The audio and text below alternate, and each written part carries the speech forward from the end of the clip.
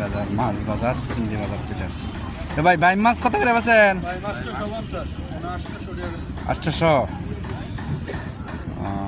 সকালে পাওয়া যায়। এটা কি বেদ্রা মাছ নাকি? এটা বেদ্রা মাছ। বেদ্রা মাছ কত করে বেচেন? 700 না? সকালের সিমড়ি বাজারে আমরা চলে আসছি আজকে।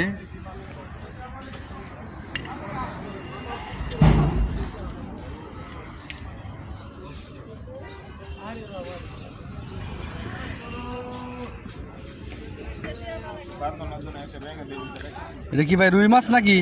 রুই মাছ কত করে বেচেন এটা? 350 না?